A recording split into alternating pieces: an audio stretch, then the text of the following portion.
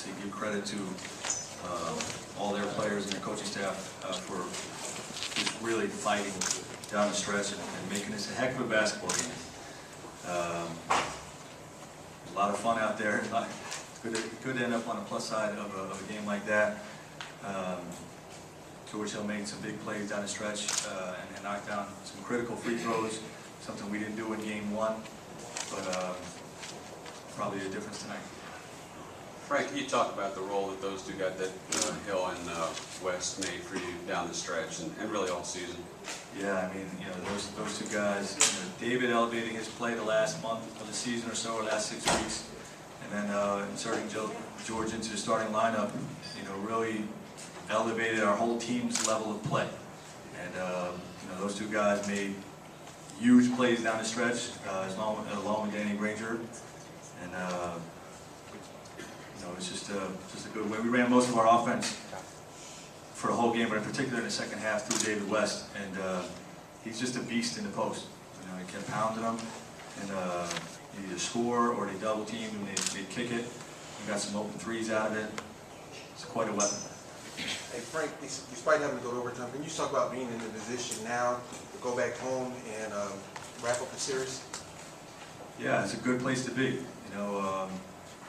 We feel like we can get a win on our home court. It's tough to get a road win anywhere against anyone in the playoffs, and to come here in a tough environment and get two, just speaks volumes of our guys' resiliency, and we're looking forward to going back home. What did you tell your team before overtime when it seemed like momentum was completely in Orlando's favor, and then you got that 6-0 run in the beginning of the overtime? Yeah, we've dominated overtimes all year, and I just reiterated that to our guys that we feel like we're the better basketball team. 5 more minutes is in our favor, and they came out and played that way.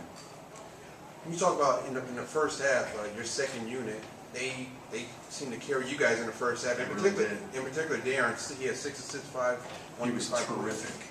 Darren Collison was just completely changed the game in the first half, and played a strong second half as well.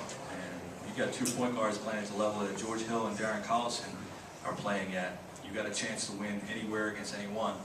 And that second unit was taking a little bit of heat for the first couple of games, not really producing and being outplayed by the Magic's bench. But tonight it was the other way around. He came in and Darren's pressure changed the game, and the speed of Hansbrough, Amundsen, Barbosa, Paul George, and Darren Collison. I have a vision for that team to just be that second unit to be just to change the pace of the game in the same way they did tonight.